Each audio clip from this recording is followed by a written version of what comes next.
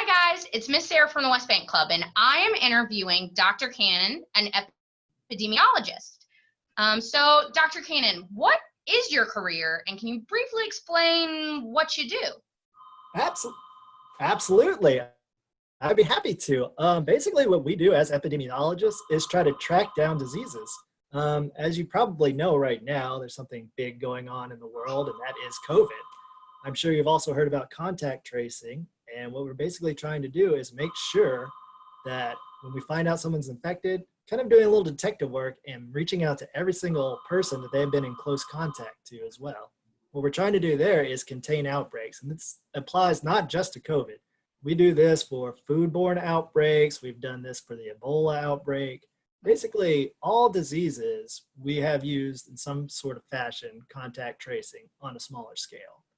What we try to is that what you do all the time is contact tracing, or is it anything else? A lot of other things that my job entails is to run a lot of reports. So a lot of graphs, a lot of statistics, real fun stuff, to be honest. Basically, any sort of data work tends to fall under the realm of epidemiology as well. So in fact, one of my favorite things about the job is it is so varied. You get to do everything pretty much. Never gets boring, and that is for sure. That's always a fun thing. So what were your favorite subjects growing up in school in like elementary, middle school, high school? Honestly, I was a PE kid growing up. Always loved to be just doing activities. But as I grew older, actually, I learned I liked reading and English, surprisingly, which is strange going into a field that is almost purely science and math. However, that's one good thing about being in epidemiology is it does kind of bridge that divide. So we got the math side, we get the reporting side, but also we deal with people.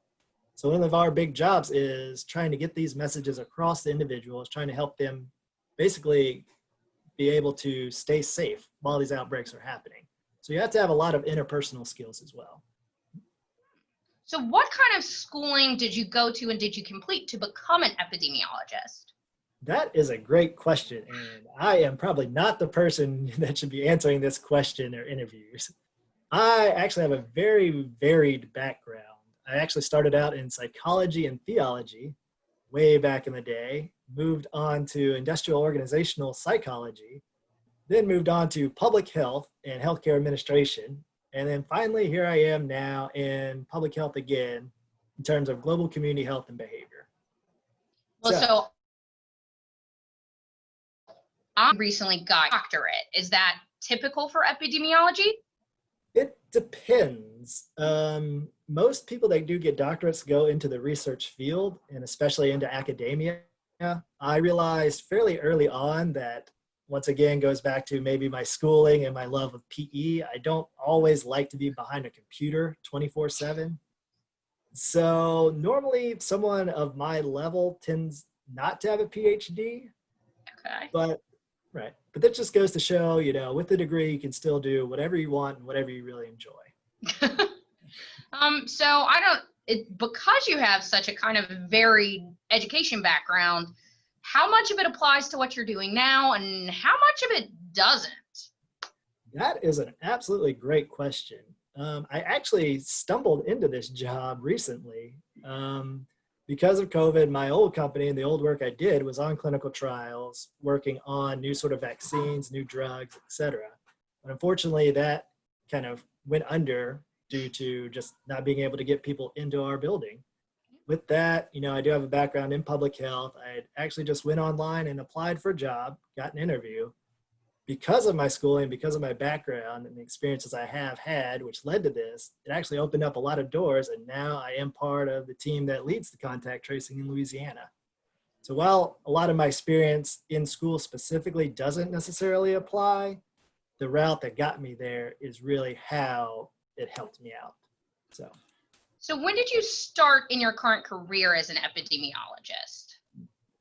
I actually only started as an epidemiologist around April. Before that, I was go back to more of the research side of things, and from that, it started around August. Before that, I was also a program manager for several years, once again working in the field of public health. So it's always a very varied background for me. It sounds like it. So let's just kind of make it broad in a couple of these questions. So what's the most unexpected part of your career in public health kind of in general? That it's a really broad thing and you stumbled into kind of being epidemiologist, it sounds like. So what's the most unexpected part? I think that is the most unexpected part, is that I didn't really have what you would call a defined topic area. Like I had all the skills, all the knowledge, all the programmatic activities. However, like I said, I worked in smoking cessation, I worked in clinical trials, I've worked in enrollment improvement. Now I work on these kind of other disease areas. Luckily, because of my background and training, the skills that I learned allows me to apply it to all these different types of areas. So could you briefly explain, you've mentioned this a couple of times, could you briefly explain to someone that might not know what a clinical trial is, what that is?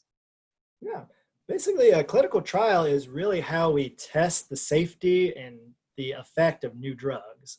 As you may or may not know, every new drug, every new treatment has to go through a test or a medical study in order to be approved and get out to the real world, maybe, at over your counter, maybe even prescribed by your doctor. What we do in clinical trials is make sure that that is safe and make sure that it actually works. That goes through a very, very rigorous process, lots of steps, lots of basically oversight, really. So we really want to make sure that it's safe. And that's really where clinical trials come into play. So for the kids at home or even here in the club, if we watch it, so all the things that their parents give them, like cough medicine or like Benadryl or something to make their tummy feel better, that has all been tested a lot to make sure that it's okay for them. Exactly. And there's 4 different phases of testing that it has to go through. Phase 1 is usually smaller studies with mainly healthy individuals just to make sure the average person it's okay. Phase 2 gets a little wider and it actually goes to those that most need it. So say like you've hurt your leg. Phase 1, it may not be all individuals that have hurt legs, but phase 2, it would be focusing specifically on that. Phase 3, it's a lot broader to make sure there are no side effects and making sure we are capturing as much information as possible. And finally, phase 4 is more of a after it's on the market study to make sure it is still safe for everyone. So, Well, as you know, and my kids know, I'm injured frequently, so I think that's very important. You are welcome. Yeah. So we kind of talked about the most unexpected part. What would you say the hardest part about a career in mental health and epidemiology might be? Ooh, that is a good question. The hardest part really is, especially in the field of public health, staying in it. Public health, as it's been described to me, if it's not in the news, if you don't have a lot of focus on yourself, you're doing good. As soon as it does come to the news, it's usually bad and something has gone wrong. And just making sure, we really never get we never really get a lot of praise. We don't really get a lot of, congratulations for the work we do. But yeah, without it, things would collapse pretty quickly. So just being sure, the work you do will always be important. It may not always be recognized. Yeah, that could be hard. I mean, it's cool to feel important. Yeah. So what would you say the best part of public health and epidemiology is? The best part is definitely when you do actually see a change because of your work. What I do currently right now is working on the contact tracing. Every now and then we do get calls saying, hey, thanks a lot. You actually protected me because of you. I really got the help I needed. That's kind of why we do what we do. We are in it to help individuals out. We're not medical providers, but we are the ones that do inform and really get the needed necessities to the people, just on a broader scale. I mean, the name of it is public health, and making sure the public is healthy it's awesome to make sure everybody's still doing that. So we can keep doing all the cool things in public. So if someone told you they wanted to grow up and be Dr. Cannon, besides the cool name, what advice would you give them to do what you do, either in public health or epidemiology?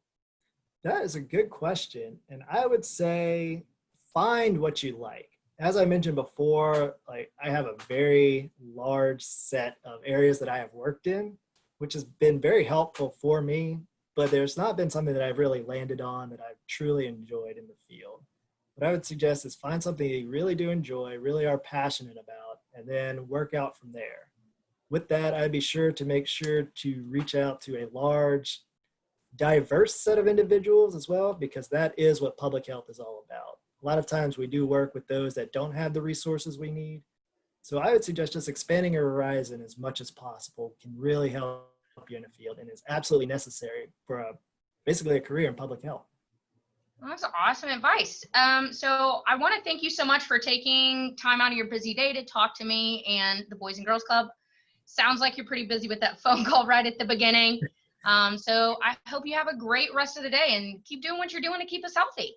Yeah, no, thank you. Thanks for having me on. All right, bye. Bye.